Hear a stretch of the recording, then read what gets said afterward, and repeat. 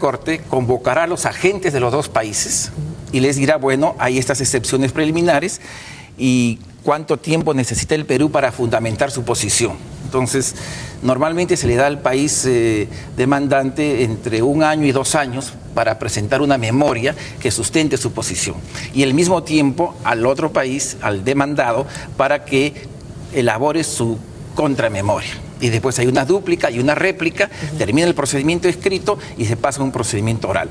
Esto en cuanto al fondo. En cuanto a la excepción preliminar, es básicamente el mismo mecanismo que dura aproximadamente, repito, 2 años, 2 años y medio. O sea que el total del proceso puede ser 6 años, 7 años, depende. Yo creo que es un proceso que en 2 componentes es relativamente sencillo, porque tenemos una controversia limítrofe con Chile, que tiene 3 componentes. El primer componente es el límite marítimo propiamente dicho, donde se superponen las proyecciones de los dos países en 67.139.4 kilómetros cuadrados.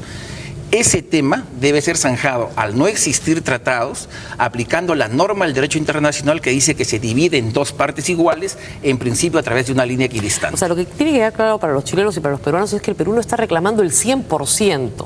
Porque los chilenos a veces creen que queremos invadir, digamos, parte de lo que nuestra proyección de Tacna es. Sí, yo creo que el gobierno, no el gobierno, sino el canciller Fosley, está perdiendo un poco la sindéresis. Hizo una declaración diciendo que él quería que la demanda peruana sea prudente.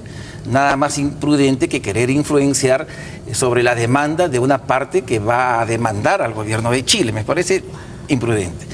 Y ahora ha declarado que hay una ley que va a modificar a último momento un límite que el Perú ha reconocido, cosa que es absolutamente falso. Esta ley, que quizás no sea lo más inteligente haberla presentado en este momento, no tiene mayor importancia adicionalmente, porque la ley anterior señala que el límite llega hasta el hito número 1, entre paréntesis, Océano Pacífico, es decir, está marcando que es hasta la orilla del mar.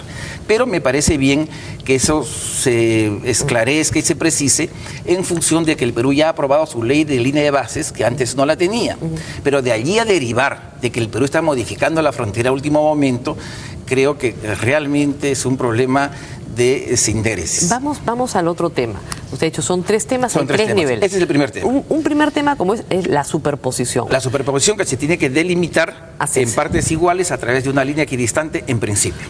El otro tema es lo que para Chile sería alta mar, pero que para nosotros sí es parte de nuestro mar territorial. Ese pues es un problema que se deriva de un acto, en este caso sí con la palabra bien empleada, inamistoso del gobierno de China.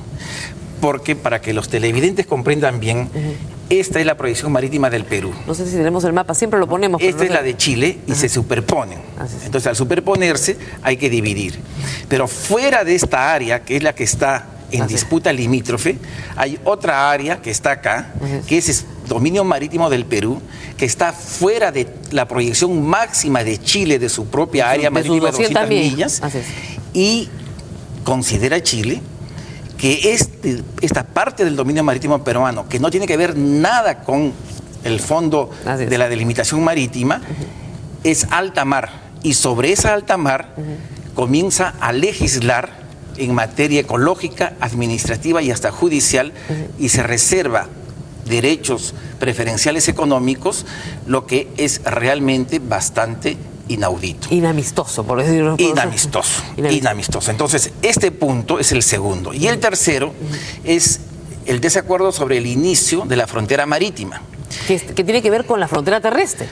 Relativamente, ¿por qué razón? Porque el punto de inicio de la frontera marítima es un tema de derecho marítimo internacional. ¿Por qué razón? Porque toda frontera empieza en un punto y termina en otro punto, eso es lógico. Y en el derecho internacional de la delimitación marítima, no hay un caso donde la frontera empiece dentro del territorio de un país. Acá tenemos justamente el punto de la concordia. Entonces, el gobierno de Chile sostiene que cerca de 245 metros al interior del territorio peruano empezaría la frontera marítima, lo que es una cuestión que no tiene lógica jurídica. Y es el punto más débil de su posición. El Perú sostiene que la frontera marítima, conforme al principio tierra domina el mar, y al Tratado del 29 empieza en la confluencia de la línea fronteriza con el mar. Sin embargo, no estamos planteando, o no se debe plantear, un problema territorial, porque nadie está discutiendo el Tratado del 29. El Tratado del 29 es perenne, es definitivo y no está en discusión. El problema es que los chilenos sí lo discuten, insisten en que el límite está en el hito número 1 y no en el punto de la concordia. Ellos sostienen que el punto de inicio de la frontera marítima, Ajá. ¿ya? El punto de inicio de la frontera marítima. Ignacio Llanos Mardones es uno de los pocos juristas de Chile que ha escrito algo muy serio sobre este asunto. Él sostiene la tesis de que la frontera marítima empieza en el punto número 1, pero la frontera terrestre empieza en la orilla del mar. ¿Ah, sí?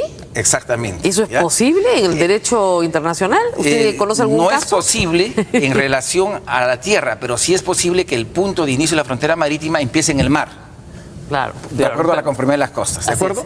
Entonces, el gobierno del Perú debe señalar, creo yo, en su demanda, que este es uno de los puntos de desacuerdo, porque es muy importante para nuestros derechos, porque es un punto muy fuerte a favor nuestro, porque aquí no hay ninguna posibilidad de duda ni de interpretación, y es un punto muy débil para Chile. Este es el tercer desacuerdo o el tercer diferendo que comprende la globalidad de la controversia marítima. Revisemos los argumentos de los adversarios, porque siempre es muy importante revisar los argumentos de los adversarios, que en el Perú a veces no se explican bien y la gente cree que simplemente allá están locos de remate, pero no están locos, tienen algunos argumentos. Claro que sí, claro que sí que tienen. El tratado famoso de las pesquerías, el del 52 y el del 54, ese es un punto a favor de Chile.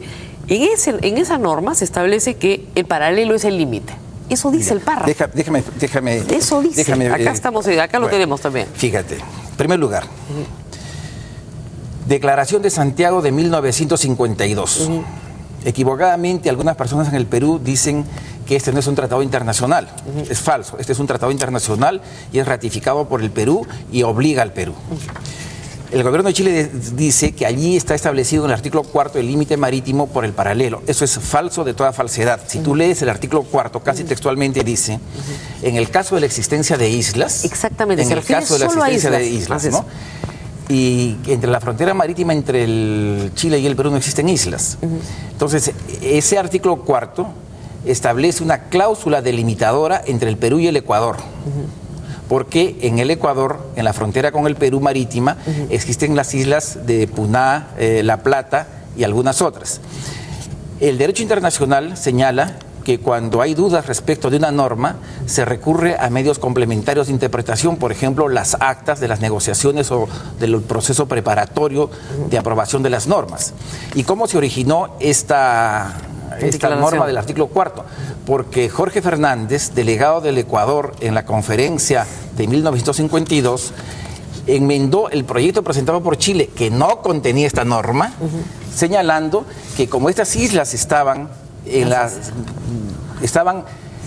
una área muy cercana a la proyección marítima del Perú, entonces, si el Perú proyectaba sus 200 millas, una isla iba a quedar bajo soberanía peruana y las otras iban a quedar con muy poca proyección marítima, porque la proyección de las 200 millas de estas islas se iba a chocar, se iba a superponer con la proyección peruana. Entonces, conforme al derecho internacional, para evitar este problema, se dijo que en ese caso el paralelo es el límite de la proyección marítima de las islas. Y eso es lo que dice literalmente. Exactamente. Ahora, esta declaración de Santiago del 52 es la que proclama las 200 millas. Exactamente. Entonces, el fondo del asunto es proclamar las 200 millas. Exactamente. Entonces, este es un tratado cuyo objetivo es que los tres países tengan 200 millas y establece solamente una cláusula de excepción que en el caso indica una cláusula de delimitación por el paralelo en el caso de Perú y Ecuador.